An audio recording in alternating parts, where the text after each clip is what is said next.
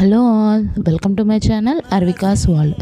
ఈరోజు మన వీడియోలో నేను రీసెంట్గా వెళ్ళిన ఒక టెంపుల్ గురించి చూద్దాం.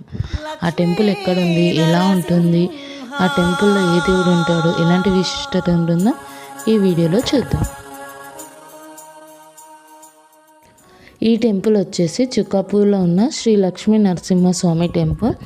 ఇది కామారెడ్డి డిస్టిక్లో ఉంది.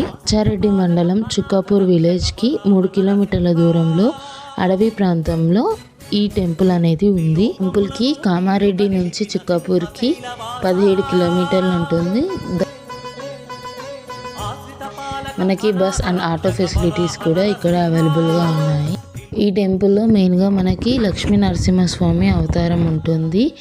ఈ టెంపుల్ పూర్తిగా చూసుకునే లోపు మనం అసలు లక్ష్మీ నరసింహస్వామి అవతారం ఏంటి, ఎలా వచ్చిందో చెప్పుకుందాము. నాకు తెలిసిన ప్రకారం హిందూ పురాణాల ప్రకారం త్రిమూర్తులలో విష్ణువు లోకపాలకుడు మరియు సాధు పరిరక్షకుడు. అంటే శ్రీ మహావిష్ణువు దుష్ట శిక్షణ కొరకు ఆయన ఎన్నో అవతారాలు యుగ యుగములలో అవతరించాడు. అలాంటి అవతారంలో అతి ముఖ్యమైనవి 10 అవతారాలు. వాటిని దశావతారాలని అంటారు.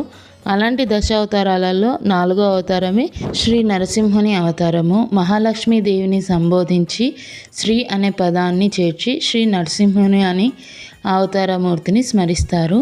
ఈ అవతారంలో భగవంతుడు సగం మనిషి సగం మృగం అవతారంలో ఉంటారు. అంటే ఈ స్వామివారి ఆలయాలు భారతదేశంలో ఎన్నో ప్రాచుర్యమైన ఆలయాలు ఉన్నాయి.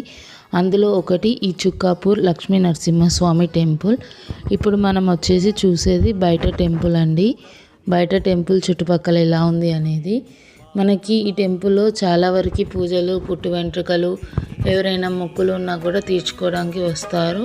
స్టే చేయడానికి రూమ్స్ కూడా అవైలబుల్గా ఉన్నాయి.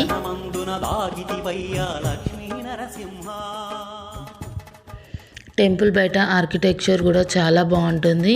మనకి లక్ష్మీ నరసింహస్వామి యొక్క అన్ని రకాలమైన విగ్రహాలు ఇక్కడ పెట్టారు. చాలా బాగున్నాయి చూడడానికి. మీరు కూడా ఒకసారి చూడండి. ఇప్పుడు మనం టెంపుల్ లోపలికి వెళ్ళి చూద్దాం ఎలా ఉంటుంది అనేది.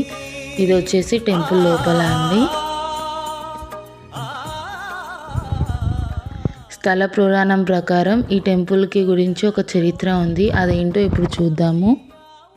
స్థల పురాణం ప్రకారం పూర్వం స్వామివారు ప్రస్తుతం ఉన్న ఆలయ ప్రాంగణంలోకి సమీపంలో ఉన్న ఒక పురాతనపు రాపు బండ మీద 2 పురాతన హరిహరుదులు ఆలయాలు ఉన్నాయంట.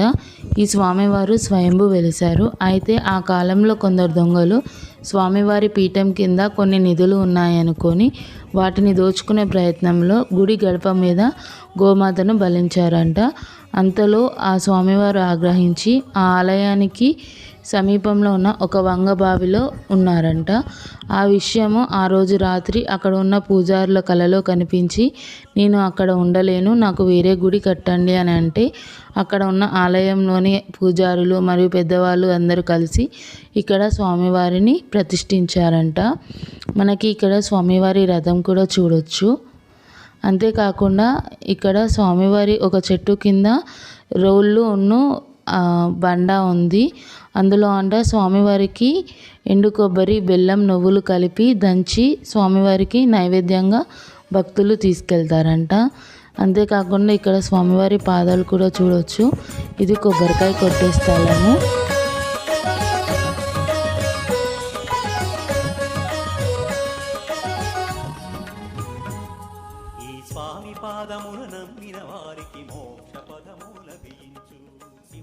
ఈ టెంపుల్ టైమింగ్స్ వచ్చేసి మార్నింగ్ 8 o'clockకి ఓపెన్ అవుతుంది. 12 వరకు స్వామివారి దర్శనానికి ఉంటుంది. తర్వాత 12:30 నుంచి 5 వరకు స్వామివారి దర్శనం కలుగుతుంది.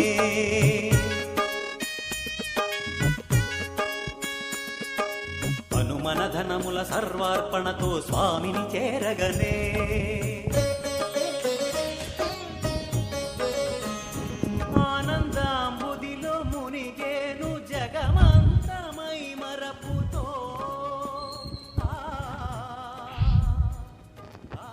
అంతేకాకుండా ఈ టెంపుల్లో మనకి యోగశాల కూడా ఉంది.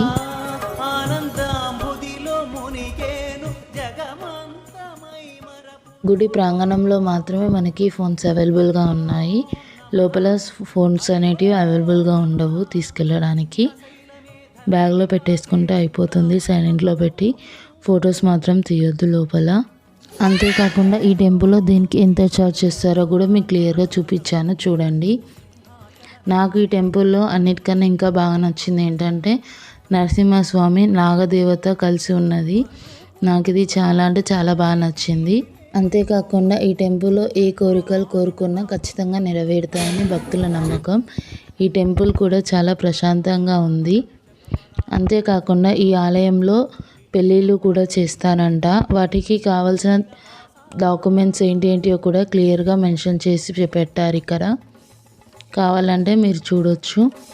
అంతేకాకుండా ఆలయాల పనివేళలు కూడా క్లియర్గా రాసి పెట్టారు. భూత ప్రేత పిశాచ ఢాటి నిలపార ద్రోణుని భజనలే. మీలో ఎవరికైనా ఈ టెంపుల్ నచ్చితే ఖచ్చితంగా విజిట్ చేయండి. మీకు కూడా చాలా మంచిగా అనిపిస్తుంది. ఈ వీడియో కనుక మీకు నచ్చినట్టయితే లైక్, షేర్, అలాగే మరిన్ని ఇంట్రెస్టింగ్ వీడియోస్ కోసం subscribe to my channel Arvika's world.